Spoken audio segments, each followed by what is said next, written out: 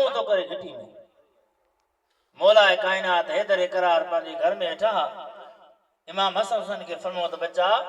ॾिसो ते के थो रहे शहजादा विया मोटी आया बाबा हिकिड़ो नौजवान आहे रोए थो हथ सुकल अथसि मौला कायनात ॿार आया ओ नौजवान छो थो रोई चवे थो साईं मुंहिंजी बुरनि माण्हुनि सां सोबत हुई शराब पीअंदो हुयुसि रात जो देर सां ईंदो हुयुसि बाबे फरमायो त बच्चा रात जो सवेल घर ईंदो कर बुरनि माण्हुनि सां न घुम साईं मूं शराब जे नशे में पंहिंजे पीउ खे जेको आहे चमाट हई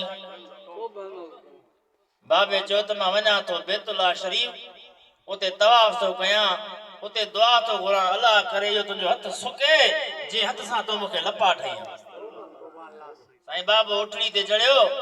बैतुल्लाह में आयो तवाफ़ कई दुआ घुरी साईं मुंहिंजो हथ सुकी वियो पोइ साईं मूं पंहिंजे पीउ खे राज़ी कयो पेरनि ते किरी पियो मांस बाबा मां तुंहिंजो पुटु आहियां तो कशाला कया महिनतूं कयूं मूंखे वॾो कयो मां तुंहिंजो पुटु आहियां माज़ूर थी पियो आहियां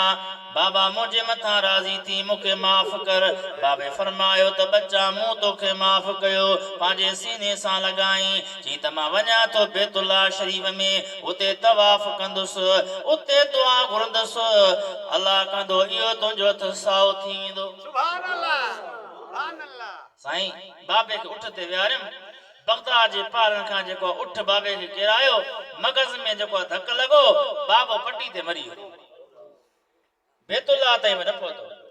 हाणे मां रोवां थो हाय अफ़सोस मुंहिंजो हथ हमेशह लाइ सुकी वियो मौला कायनात हैदर करार चयो सुभान अल्लाह छो भला अली जो नालो ॿुधी ख़ामोश थी रहियो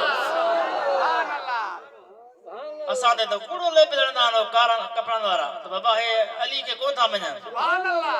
जेको अली खे सुनी मञी ॾेखारींदो आहे मुजाज़ी तो कोर मञी ॾेखारींदो आहे असांजो ईमान अली मुश्किल कुशा है जो अली मुश्किल कुशा है मुश्किल पवई सॾ करण तुंहिंजो कमु आहे तुंहिंजी मुश्किल खे आसान करण हैदर करार जो ओ अली